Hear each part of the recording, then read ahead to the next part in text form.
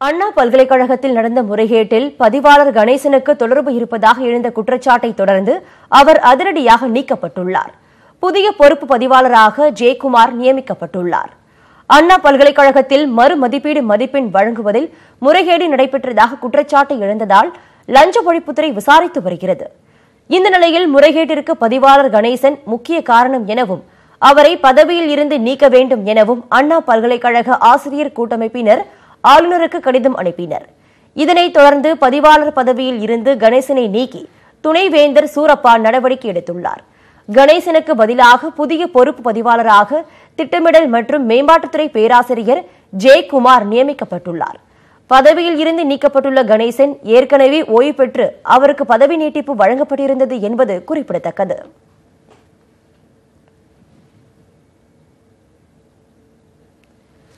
நிதி பிரச்சினை காரணமாக தமிழகத்தின் சில பகுதிகளில் கமல்ஹாசனின் விஸ்வரூபம் 2ஆம் பாகம் திட்டமிட்டபடி நேற்று வெளியாகாத நிலையில் அரசியல் காரணங்களால் தடை ஏற்படுத்தப்படுவதாக நடிகர் கமல்ஹாசன் குற்றம் சாட்டியுள்ளார். 2013ஆம் ஆண்டு வெளியான விஸ்வரூபம் படத்தின் அடுத்த பாகம் விஸ்வரூபம் 2 என்ற பெயரில் நேற்று வெளியானது. கமல்ஹாசன் மக்கள் நீதி மையத்தை தொடங்கிய பின்பு வெளியாகும் முதல் படம் என்பதால் இதன் வெளியீடு பிரம்மாண்டமாக இருக்கும் என எதிர்பார்க்கப்பட்டது. ஆனால் தயாரிப்பாளர் மற்றும் விநியோகஸ்தர் இடையேயான நிதி பிரச்சினையால் திட்டமிட்டபடி தமிழகத்தின் பல்வேறு பகுதிகளில் திரைப்படம் வெளியாகவில்லை. முன்னணி கதாநாயகர்களின் திரைப்படங்கள் காலை 5 மணி சிறப்பு காட்சியோடு தமிழகத்தில் திரையிடப்படும் நிலையில் விஸ்வரூபம் 2 திரைப்படம் காலை 8 மணிக்கு திரையிடப்பட்டது. காஞ்சிபுரம் மாவட்டம் செங்கல்பட்டில் 15 திரையரங்குகளில் திரைப்படம் வெளியானது. திருநெல்வேலியில் 2 திரையரங்குகளில் விஸ்வரூபம் 2 திரைப்படம் வெளியானது. மதுரை, கடலூர், ராமநாதபுரம் உள்ளிட்ட மாவட்டங்களில் நிதி பிரச்சினையால் திரைப்படம் திரையிடப்படவில்லை. இதேபோல் புதுச்சேரியிலும் விஸ்வரூபம் 2 திரைப்படம் வெளியாகவில்லை. இதனால் ரசிகர்கள் மிகுந்த ஏமாற்றம் அடைந்தனர்.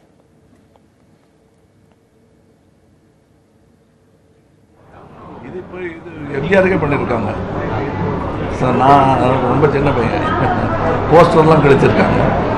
இப்போ எனக்கு நடக்குது, அது ஒரு வாழ்த்தா எடுத்துக்க வேண்டியது.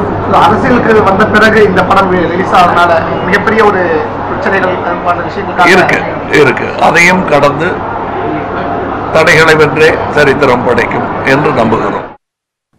உங்க படத்துக்கு நடுவில் முதல்வருடைய இது போடுறீங்க, அது விமர்சனத்துக்கு உட்படாத போது நான் இப்ப கட்சி ஆரம்பிச்சிருக்கேன். கிடைத்த மேடைகளிலெல்லாம் அரசியல் பேசுவேன், கிடைத்த மேடைகளெல்லாம் நியாயமான அரசியல் பேசுவேன். எங்களுடைய முன்னேற்றத்தை நான் எடுத்து வைப்பேன். அதற்கான ஒரு மேடை கிடைத்தது, பேசிக் கொண்டிருக்கிறேன். பிக் பாஸ்லயும் அதான் பண்ணிட்டு இருக்கேன். தொடர்ந்து பேசிய கமல்ஹாசன் மறைந்த திமுக தலைவர் கருணாநிதிக்கு வலியுறுத்தி பாரத் ரத்னா கொடுக்கக்கூடாது என்றும் மனம் வந்து தர வேண்டும் என்றார். வலியுறுத்த நான் யார்? அரசியல் தளத்துக்கு வந்துட்டா வலியுறுத்த முடியுமா? அது அவங்க மனமு கொடுக்கணும். மனமு கொடுத்தாதான் தமிழனுக்கு பெருமை. வலியுறுத்தி கொடுப்பது தமிழனுக்கு பெருமை இல்லை. மனமு கொடுக்கட்டும். நிர்வாக பணிகளுக்காக மட்டுமே ஸ்டெர்லைட் ஆலையை திறக்க பசுமை தீர்ப்பாயம் அனுமதி அளித்திருப்பதாக அமைச்சர் கடம்பூர் ராஜு விளக்கம் அளித்துள்ளார். தூத்துக்குடியில் செய்தியாளர்களிடம் பேசிய அவர், ஸ்டெர்லைட் ஆலை மீண்டும் திறக்கப்பட வாய்ப்பே இல்லை என்றும் ஆலை திறக்கப்படும் என பரவும் வதந்திகளை யாரும் நம்ப வேண்டாம் என்றும் கேட்டுக்கொண்டார்.